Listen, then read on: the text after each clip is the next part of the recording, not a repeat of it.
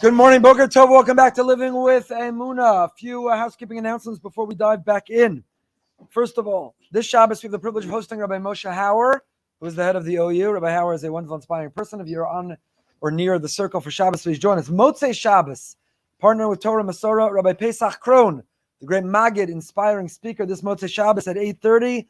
There are flyers at your seats so you can remember and put it in your calendar. Please join us on Motzei Shabbos. Sunday, 4 p.m. You do not want to miss. We are celebrating the renovation of our women's mikvah, our men's mikvah, magnificent new four-season spa called the Boca Raton Mikvah. It's really, really beautiful. Please join us as we honor those who made it possible, learn more about the beauty of mikvah, celebrate those who run it. It's for men and women and the entire larger community. So if you're watching from elsewhere, fly in. We'd love to have you. It's going to be an incredible event. It's on Sunday at 4 p.m.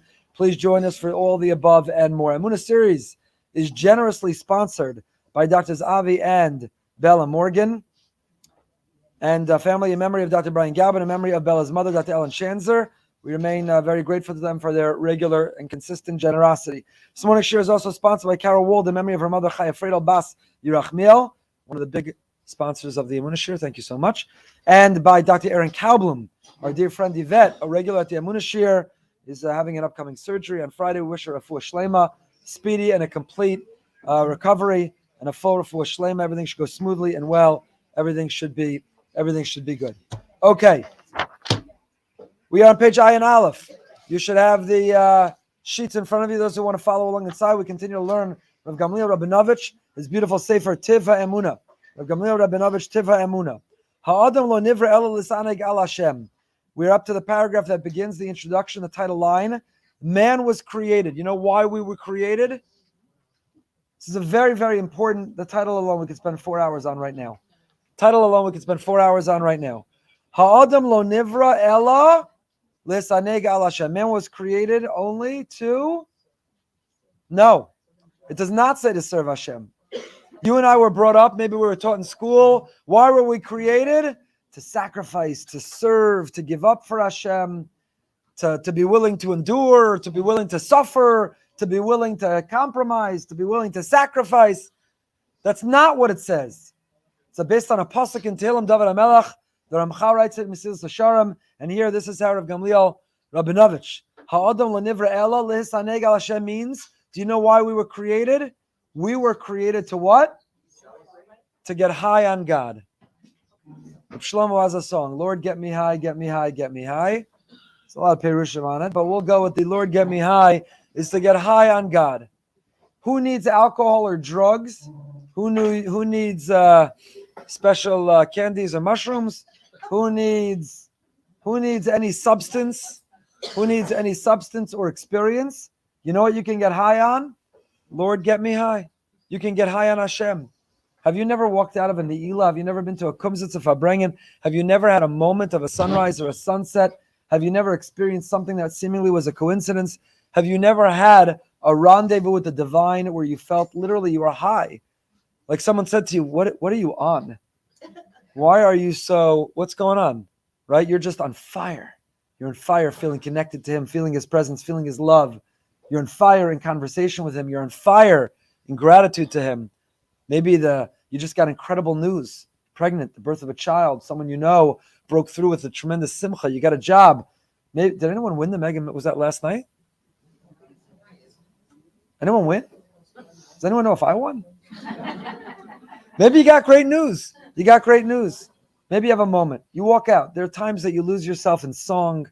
You lose yourself. It's unbelievable. We have upcoming the end of January, our annual Rav Moshe Weinberger night, where we dim the lights in the shul and we light the candles and he lights us on fire. We have incredible music and we dance in place. And who's not on fire that night? That night you just escape this world. We ascend to go a little bit higher and we get high on God. Lord, get me high. So Adam lo nivra ela is a quote from Mesilas Yesharim based on a pasuk in Tehillim. Do you know why we exist, why we were created? God did not put us in this world to sacrifice and suffer and endure and compromise, and all that's true too. Avodas Hashem is called avoda because the word avoda means it takes work. It's not all fun and games. It's not all high. There are a lot of work. There's no greater high than the nachas you get from a child. Does that mean that you're always getting nachas at every moment? Raising a child takes avoda, sleepless nights, lots of resources, aggravation. It takes a lot. Someone once said to Rabbi Yaakov Kamenetsky, he asked, how are you doing? How is your family? He said, I'm struggling with tsar gidol banim. Tsar gidol banim, what does that mean? What's going on? So my kids, homework and school and getting along with each other. So Rabbi Yaakov looked at him and he said, that's called gidol banim, not tsar gidol banim. That's called gidol banim. We should know the difference between raising children and the challenges that can come with raising children. That, if it's the ordinary, that's just called gidol banim. That's not called tsar gidol banim. So, but when you have a moment of nachas, is there a bigger high? Is there a bigger high than the moment of nachas you have? You get some nachas moment, nachas note. Maybe you stole a moment where you watched or witnessed or saw they did something where you're like, I think they get it. Like, I think they're going to be okay. I think they're on the right track. I think they know what's important to us. I think we're going to be good. And in that moment, that's better than any drug, any substance that you can use or imbibe, that it's a high. Does that mean raising children is not an avoda? It's an avoda.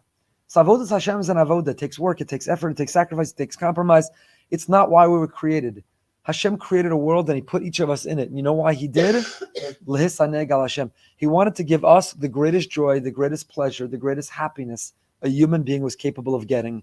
And do you know what the greatest happiness, joy, and pleasure a human being is capable of getting is?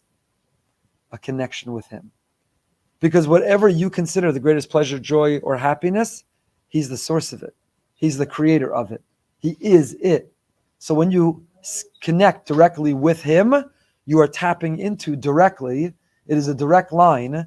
It is an IV flow of the greatest drug called God. Lisaneg al Hashem. So we're not here. It's a mistake. It's a mistake. Now, the other night I was at a beautiful simcha. It was so lebedik. Beautiful, beautiful wedding. And it was filled with such energy. Such energy, in fact, I wasn't sure we would survive because the floor of the hall was actually shaking and rocking. Curious whether the wedding videos came out okay, because the cameraman was like a 9.2 on the Richter scale earthquake. That's how lebedik. It was incredible. But the highlight for me of that wedding, and I have to tell you many weddings I go to, is at some point the band will break out with Geshmak To Be a Yid.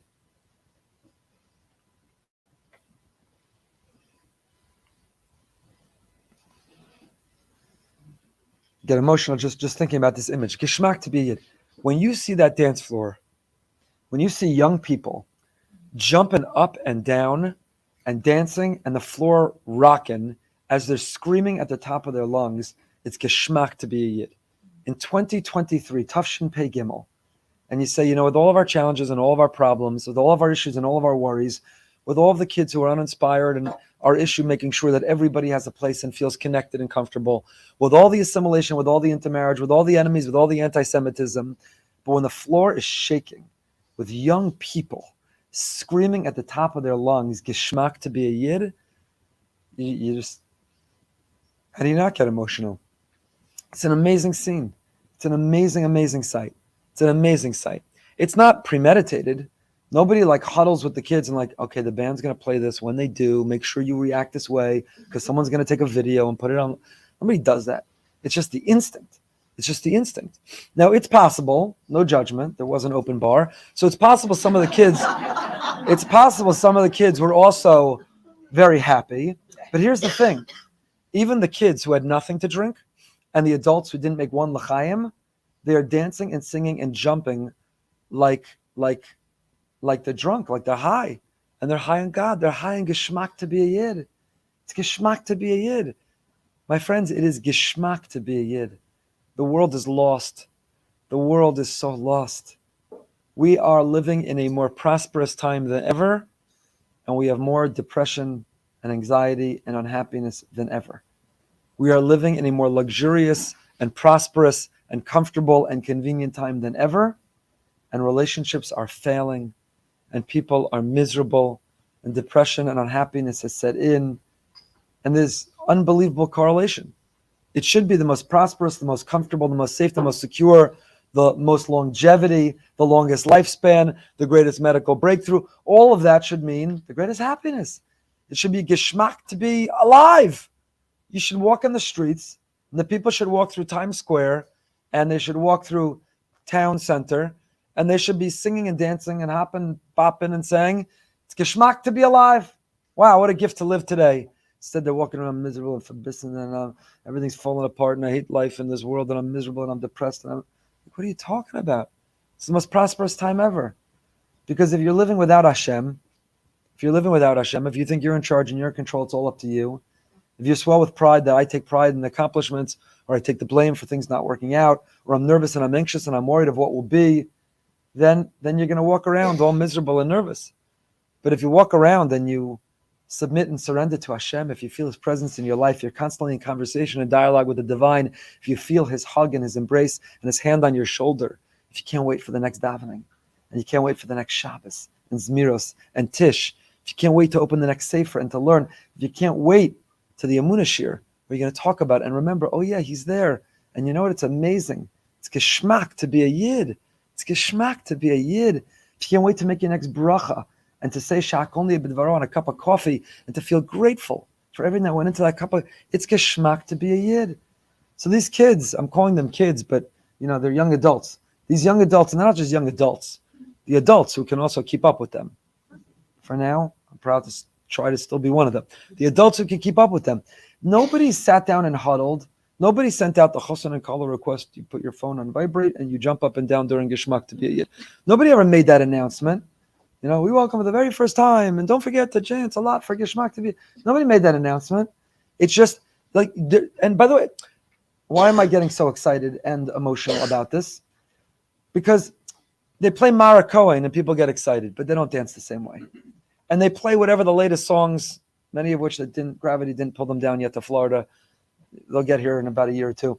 And they dance and they jump up and down, but they don't dance the same way. There's something about those words that the person reacts. It's Geshmak to be a Yid.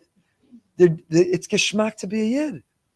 The other Friday night, Rabbi Yisrael Kamenetsky was here for Shabbos, and we had a Tish on a Friday night, and the house was packed, and it was a lot of young people, because he has an impact on young people. Same thing. He owned that house, that room, and it was rocking. The roof almost came off. But when we got to Geshmak to be a Yid, everybody stood up and locked arms, and it was just unbelievable.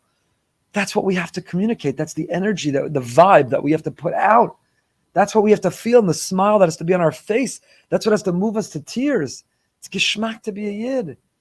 That chevra, we tell our children, we tell our friends, and we teach our family, and we come to work, and we meet in the supermarket, or we work out in the gym, and we say, why are you so happy? Because what do you mean? I was only created lehesaneg al Hashem, because I'm high. You're high. It's 8:45 in the morning. I mean, don't you have some self-respect? It's a little early. It's 5 o'clock somewhere, whatever. But it's a little early. No, you say, no, I'm high on Hashem. It's never too early to get high on Hashem. You got to get high on Hashem by Shacharis.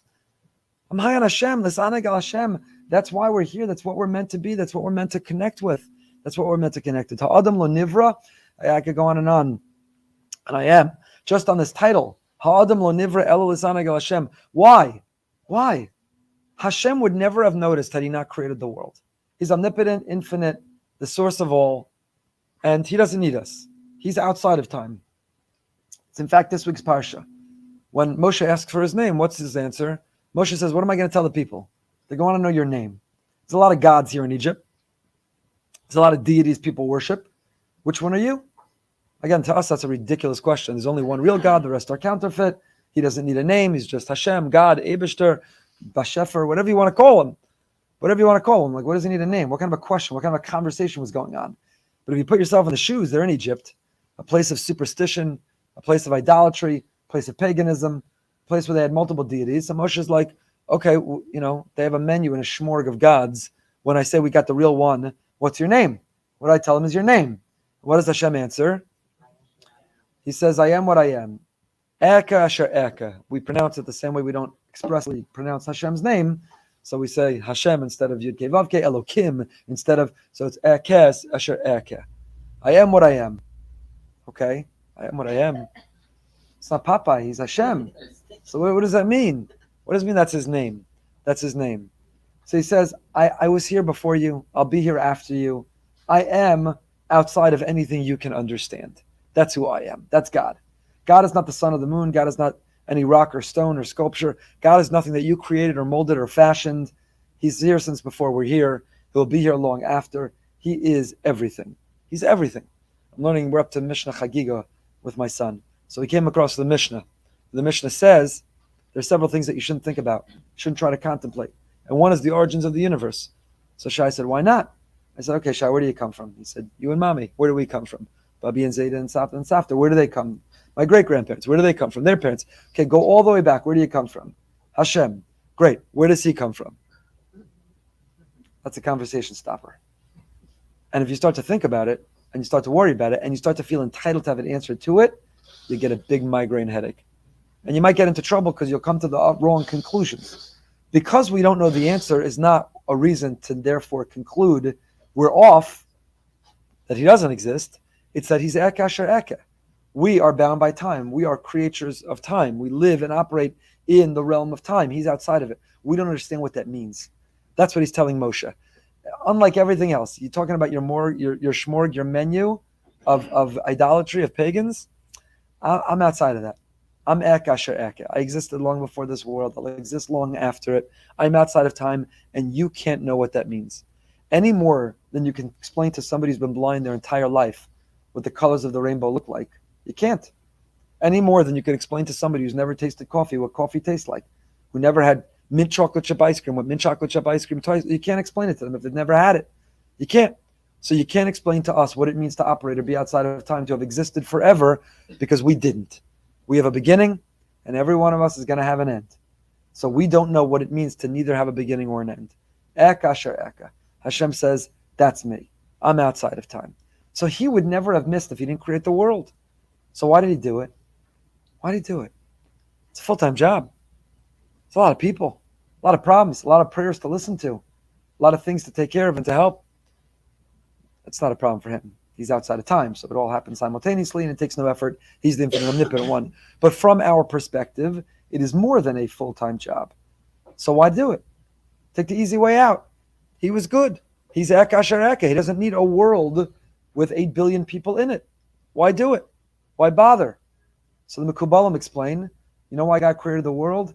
Because he wanted, okay, that's a problem already. He's infinite, he doesn't want, but he wanted, needed, it's also a problem, he doesn't need. Although, again, we have certain, my chevra in the Shtibel minion, we have this conversation weekly. Does Hashem have needs or not? They send me Chabad propaganda every week to try to bolster their opinion. I'm just joking, I'm calling it that, but I love it. The material and does Hashem have needs? Can we appreciate, can we understand the notion that Hashem would have a need? So you know what his need was? He wanted to give good. He wanted to do good. By the way, the Hashem in us, the Tzelem Elokim in us, has that same need. When we want to do good, I wrote about it this week in the weekly, my article online. We want to do good. We get more happiness not from receiving, but from giving. The gifts, all the experiments, countless, has been reproduced countless times. Somebody gives out $20 and tells the group, half the group spend it on yourself, half the group spend it on someone else. And then they measure happiness afterwards. Which one has a boost in happiness? Not the one who spends it on themselves, the one who spends it on others. We actually receive more happiness when we give than when we get. Like God, we have an innate, internal need to give, to do good, to be good, to help others. That helps enormously. That helps people break out. Clinically, in depression, they're now treating people with clinical depression by encouraging volunteering. Volunteer, give, go outside yourself and do for others. And it is an enormous therapy to help overcome depression. Give, like Hashem. So why did Hashem create the world? He wanted to give. What was the greatest good he could give? Himself. So he created us and said, I invite you to have a relationship with me. Whatever you define and describe as pleasure, steak and potatoes, milchiks, you're a weirdo, kale, whatever you think is pleasure, you like music, you like fine wine, you like nature, whatever is the source of pleasure in your life, Hashem says, I created it, I made it, I provide it. I'm it, I'm the source of it. I'm the source of all pleasure, the source of all joy, the source of all happiness, I'm the source of all. And that's why I created the world, because I want you to take pleasure in a relationship with me. That's the invitation, that's the opportunity. That's what he wants. That's what he wants. That's why he created us. So it's a terrible, terrible, terrible mistake Mechanech parents we sometimes make when we create a Yiddishkeit, which is all about suffer and sacrifice and do and serve. and be willing and moser nefesh. That's all true. That's part of the avoda. That's part of the effort of any relationship. But the relationship is supposed to be gratifying and satisfying and fulfilling and good in a marriage. Marriage should be a source of incredible energy. You should derive safety, security, pleasure, happiness, a connection, an intimacy, a romance. It's the source of all those things. You know what else it is? It's an avoda. It takes work. Do you sometimes have to compromise and sacrifice and have milchiks? Yes. It's an avoda. It's an avoda. It takes work. But why do we do it? Because it's worth it. Because it is life. Because it's what completes us. The joy, the happiness, the satisfaction, the pleasure of becoming complete, of knowing, connecting with another person, of becoming whole, that makes it worth it. So ha'adam lo nivra ela lisaneg al Hashem. We were created to be misaneg al Hashem. Amr b'medrash. Now let's start. I could go on. I have a lot more to say, but let's go on. Amr b'medrash. We're on page Ayin Aleph in Tiv ha'Emunah of Gamliel HaKohen. Amr b'medrash. The Medrash Hashem says, Im haya ben Torah kamalach. A person who's a ben or bas Torah, a person who lives a life informed, inspired by Torah. Torah ideals, Torah inspiration, Torah principles, Torah values, Torah vision. It's like a malach. They're like an angel in this world. Shenemar, because it says in the pasuk in Malachi, in the Navi Malachi, Ki sifsei kohen yishmru das, the Torah yavak mipiu. Ki malach Hashem tzivakosu. That's the pasuk. Ki sifsei kohen yishmru das, the lips of the kohen, they protect the das. Torah yavak mipiu, such a person, you should request, you should want Torah from his mouth. Ki malach Hashem tzivakosu. Because he's like a malach. So the Gemara learns on this. V'im lav, Lora im lav ra madksiv eretz ayifsa kamo ofel ze gehenim sharsham porchim kaof ayifsa sharsham ayifim ba. The Gemara learns from here im doma harav lamalach Torah yavakshim mipio. If the Rebbe is similar to a malach, then you should be inspired to want to learn Torah from him. If the Rebbe is not like a malach, then turn away. Don't learn Torah from him. Don't learn Torah from him. I'll never forget when I was in Shir of Shechta Shir. So one day there was a very public debate where one Gadol B'Yisrael very publicly attacked another great rabbi and called him some very severe names, said things about him, called him a Sonei Hashem. It was a very ugly circumstance. And someone in Shir asked Rav Shechter about it. And Rav Shechter invoked this Gemara. He didn't want to weigh in and he didn't want to enter the phrase, so to say, but he simply, as he often does, used Torah as the prism to communicate his reaction. And he quoted this pasuk in Malachi, and he quoted the Gemara. In Malach Hashem tzavakos, in Rebbe doma lamalach, Torah yavakshim mipiyu. A Rebbe should behave like a malach. If they're not behaving like a malach, then maybe learn Torah from somewhere else. So the problem is, what Rebbe is a malach? Who could ever give shir? We make mistakes, we're fallible, we have shortcomings, we have our own struggles, we have our own weaknesses. So who could ever be so confident to think they should be a Rebbe, a Mora, to think they should teach a man or woman Torah who's perfect? So I once saw a beautiful idea. You know the difference between a malach and a person? A malach, the Navi calls a malach an omed. A malach stands. An adam, a person, is a mahalech. They move, halacha. Why is a malach called an omed standing and a person is a mahalech? Because the malach is not growing. The malach is created perfect from the beginning. They are an extension, expression. They are a messenger of Hashem. So the malach is an omed. They have a mission. They don't struggle. They're not challenged. They're born complete to fulfill their mission. A human being is called the mahalech because life is a journey. We're moving, we're going. I posted a 1-minute idea on the parsha. That's why our parsha begins. Eila shmos b'nei Yisrael haba'im mitzrayimah. What does it say? Yaakov ishu beso ba'u. Why do we change from ba'im, present tense, to ba'u, past tense? So I quoted the Rebbe of Nachman of Breslov, who says ba'im, present tense, is going on the name Eila shmos b'nei Yisrael. When we are Yisrael, when we strive to be our highest level, reach our potential when we're Yisrael, we're growing, we're ba'im. Even when we're on a descent to Egypt, but ba'im, it's present tense. It's part of life. It's part of the roller coaster of life. We're not done yet. We're not a finished product yet. Our book is not yet complete. Our next chapter is being written. When we're Yaakov, Miloshan Akev, V'hil, when we're Yaakov, the lowest level of ourselves, Asher Ba'u, then it's past tense. It is what it is. We're stuck. So when we strive to be Yisrael, we're in the present tense. We're growing, we're changing, we're evolving, we're constantly becoming new. But when we're Yaakov, when we're our lowest selves, we're stuck in who we were. So why does a Rebbe need to be an Omed like a malach, not a mahalech? You'd think your Rebbe should be growing. The answer is, your Rebbe would grow a lot more if he didn't have to give all the shiurim. If your Rebbe could sit in the base medrash all day, he'd be personally growing. To be a Rav or a Rebbe or a Mora, to be a man or a woman who's teaching Torah, you have to be willing to suspend your own personal growth to try to share and inspire others. You could grow a lot more if you weren't out there trying to manufacture all the inspiration for everyone else. So you have to be willing to be an Omed. So here Rabbi Gamliel quotes this pasuk in a different context. He says, a ben Torah is like a malach, to be like a malach Hashem. You're striving, you're growing, you want to be close to Hashem. So he wonders, next paragraph, how could a lowly human being, how could a basar v'dam merit to receive the kochos? How do you receive the skills, the power, the energy to be like an angel?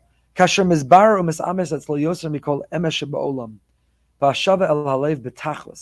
the answer is, when a person spends the time to have the clarity to discover the truth more than any truth in the world, as much as you know anything, what is the biggest truth that you would say you know in the world? The fact that you're sitting on a chair? The fact that your mother's your mother, or that your children are your children? The fact that the sun rose in the sky? I don't know, come up with whatever you want to say. There's so much I don't know. There's so much I'm unsure of. There's so much I have doubt about. But this I know for sure. People like to talk that way, bombastically. As sure as I am that I'm sure that whatever, right? So what's the first part of that sentence? What's the thing that you're most sure of?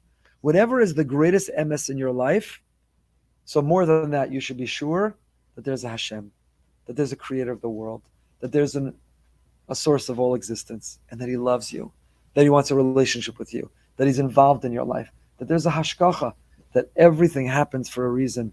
This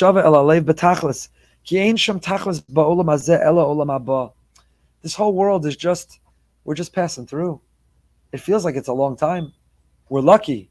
We hope it's a long time. Chabad and I visited members of our community yesterday who just celebrated their 73rd wedding anniversary. Baruch Hashem, Bli Ayin Hara, both deep into their 90s. Mirz Hashem to 120. So 73 years. I was distracted because I just kept thinking that's 3 times as long. Wow, that's a long time. That's incredible. That's a long time. And they still seem to like each other. It's unbelievable, right? They interact like newlyweds. They're in love. It's an amazing thing. Baruch Hashem. Halavai, we should all be zocha. 73 years and beyond, and still talking to each other. It's unbelievable. It's unbelievable. It's unbelievable. By then, if you don't like the other one says, you just take the hearing aid out. So it's there are options, at least, If you live that long, there's options to not have to hear the other one. But anyway, they seem to leave the hearing aids in. They seem happy. So 73 years sounds like a long time. 95 years sounds like a long time. A member of ours, a couple weeks ago, I called her. She turned 100. Mazel tov. You know what I told her? What I've told every member of our shul who's turned 100. I have the same rabbi line. I say, happy birthday, Mazel Tov, such amazing news. What a milestone. I have good news. They said, what? I say, they say the first 100 years are the hardest. It's going to be good now. The first 100 years are the hardest. You're in good shape now. Baruch Hashem. None of them laugh, but I'm humored by it. So it feels like a long time, this world. 100 years. You married 120. It feels like a long time, right? It's nothing. It's gornished. It's the blink of an eye. In the span of eternity, in the context of forever, 100 years is gornished. It's nothing. It's absolutely nothing. It's nothing. So this world is a world of nothing. We're literally, it's over. You're going to go on yeshiva week? I have a problem when we go on vacation. Chaved hates it. Like, before we pull out of the driveway, I'm like, what's the point? It's almost over. Why are we even bothering? We're just in a...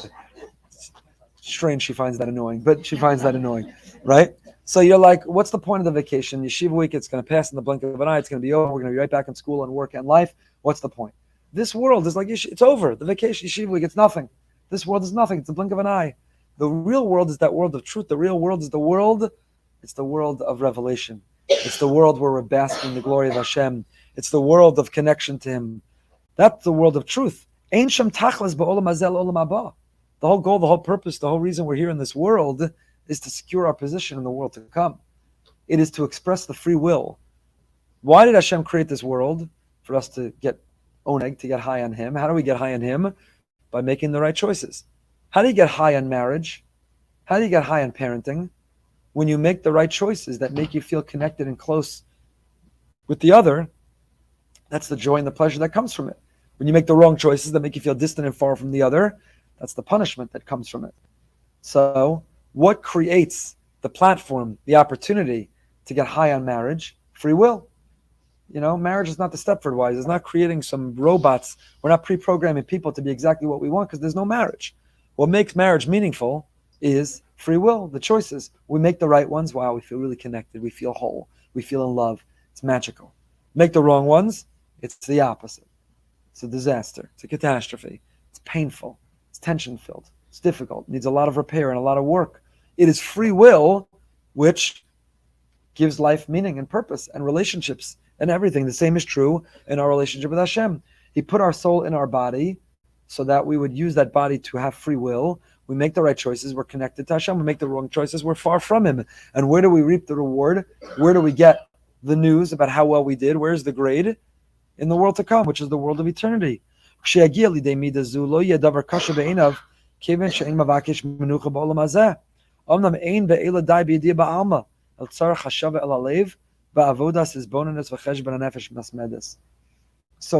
we have to meditate and contemplate and reflect on that truth over and over and over again. When we think that this world, the tachlis of this world, is the latest iPhone and the latest Tesla and the biggest house, we think the tachlis of this world is the latest shaitel and the latest whatever. We think the tachlis of this world is the best seats at the concert. We think the tachlis of this world is the biggest portfolio. We think the tachlis of this world is, there's nothing wrong with enjoying all those things. Enjoy them. It's beautiful. Hashem created them and He wants you to enjoy them. Beautiful. That's not the tachlis. That's not why we're here. What's the tachlis of this world? To embrace our free will, to make the right choices, to give us great seats, not at the concert, but great seats in the arena of the world to come. That's the tachlis of this world. To live a virtuous life, a mission-driven life, a life with a legacy we can be proud of. To live a life that we make a difference. To live a life that we have an impact. To live a life that we and He are proud of. To live a life that we're proud of the choices we made. That's why we're here. That's why we're here. Now, there's nothing wrong with enjoying all the good things in life on the way. There's nothing wrong with looking good while we're making the right choices on the way. Nothing wrong with having a nice ride while we're making the right choices on the way. But we should never confuse, never, ever, ever confuse that with the tachlis of life. Those are the means, not the ends. The ends is our position, our seat in the world to come. And that's a truth that we have to know more than any other truth in our life. That's a truth we have to be confident of more than anything. That there's a Hashem, that there's consequences to our choices, that we were put here, a soul was put in the body because the body is the instrument and vehicle to make those choices. And the combination of the truth, the results of the choices we make, that's the tachlis of this world. That's why we're here. So to mindlessly live life, to coast through life without even thinking about it, that's not why we're here. That's ridiculous. We're here to make choices, to live mindful lives, meaningful and mindful lives. That's why we're here. That's what it's all about. Meaningful and mindful lives. To be present in every bracha we make, to make the choice to make a bracha with mindfulness, to make a choice in how we're going to speak and how we're going to listen and how we're going to react to other people, to make a choice how we're going to use our time and the choice how we're going to use our resources and the choice about everything that we do. Everything that we do. Everything that we do. That's why we're here. Meaningful, mindful Jewish life and living, to make those choices. I spoke yesterday at a Chizuk Mission for Women, beautiful program, and I mentioned a study done by a great French naturalist whose works I really enjoy. Not true. Whose study I came across and it was perfect for a drasha. So a great French naturalist. I just, have to be intellectually honest. And Henry Fabre, which I'm mispronouncing his name, but he did a study about caterpillars. And he said the study he called Processional Caterpillars. What was the study? The thesis was that caterpillars, they just follow whatever's in front of them. Caterpillars live mindless existences and they follow whatever's right in front of them. So he did an experiment where he took a flower pot and around the rim of the flower pot he put caterpillars. And in the middle of the flower pot he put caterpillar food. Not like the kale of caterpillars, like a black and blue steak of caterpillars, right in the middle of that flower pot. And he put the caterpillars on the rim of the pot, and they started to walk in a circle. And his theory would be that none of them would ever stop and realize the food they needed to live was right in the middle. They would just blindly follow the caterpillar in front of them. The kachava, and that was exactly the result of the study. Don't listen if you are a member of PETA, but what happened was the caterpillars just walked around and around until they collapsed and died of exhaustion and starvation. Because none of them realized, I don't have to just follow the caterpillar in front of me. I could just stop if I'm tired. And if I'm hungry, I don't have to die. I could just pivot. And the food I need is right next to me. Processional caterpillars. And we live this processional life where we're just following the people in front of us. I just need the latest. I just need to keep up and compare and compete with the neighbor, the people around me. I just have to have and live and act like and dress like and appear like and be happy. And we're just processional caterpillars going around and around instead of pivoting and realizing what I need to nourish me, Hashem put right next to me.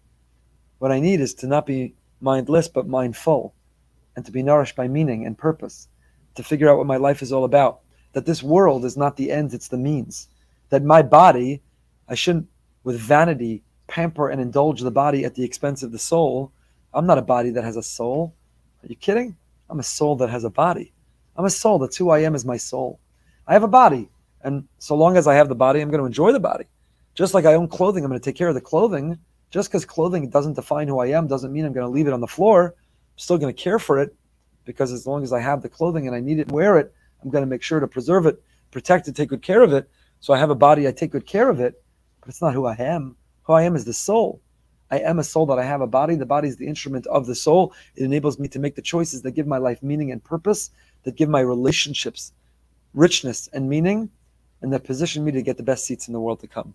Before Hanukkah, I don't know if you didn't go to a concert this Hanukkah. There were 3 concerts every night of Hanukkah in South Florida.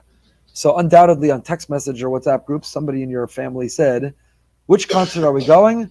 Which seats should we get? Should we get the nosebleed? Should we spring on the good seats? The really good seats? Does it really matter? You can hear from up there. I'm going to hurt my neck if we sit too close. We need the ones that are just right. Those kinds of conversations. Which seats? Everybody wants good seats. Oh, we're flying? Did you get the extra leg room? Did it cost? Did you use points? Should we? Shouldn't we? Do we need to? Do we need extra? Where are you sitting? Which section are you in? Which group are you going to be called to board? Right? Everybody knows. Everybody wants good seats. Well, the world to come is an arena, and you know who's performing? The Ribono Shel Olam. And all anybody wants for eternity is to sit and observe and enjoy and bask in the light and glory of that performance. Where do you want your seats? You want to be in the nosebleeds? You want to be in the front row? You want box seats? You want to be outside and you can't get in? You're just watching on the Jumbotron outside? Where do you want to be? You can't pay for those seats. You can't take any of that money with you. And you can't buy those seats, no matter how much you have. What gets you the good seats is the legacy and the life that you live. Who are you and what difference do we make? What choices do we make? What choices do we make in our life? That's what determines the seating of where we will sit in the world to come. So, there's a lot more to say, but we're out of time. So choose good seats. Make good choices. Till next Wednesday. Make good choices. With this beautiful body that we have, the instrument, the vehicle for our soul. Don't forget, you can quote me, Rabbi Goldberg, what did he say at the Emunah? He said, everyone should get high. Your homework is to get high. But get high on Hashem. Lord, get me high. No edibles, no mushrooms, no alcohol, no drugs. Lord, get me high. We can all get high on Hashem. Hold on one second. Chevra, tonight, we're going behind the bima with the great composer A.B. Rottenberg. What's your favorite A.B. Rottenberg song? English, Hebrew. Half the songs you sing, from Hamalach to Achenu to Memories, they're all A.B. Rottenberg. Unbelievable person tonight behind the bima. And I told you, Shabbos, Rabbi Hauer, Motzei Shabbos. Please come enjoy Rabbi Pesach Kron 8:30. You won't be sorry. And Sunday afternoon, you have to RSVP because we have an elegant, beautiful, beautiful food, beautiful program to celebrate mikvah, the role of mikvah, the mikvah in our community, men, women, community-wide, 4 p.m. Please, please, please register for this beautiful mikvah event. Celebrate the people who make our mikvah, men and women's, and kalim happen. Without it, our community couldn't have the sanctity it does. 4 p.m. Please sign up and please come. Please stay to say Tehillim. Wish refuah shlema to all who need it. And until next time, stay happy, stay healthy, stay holy, and stay high.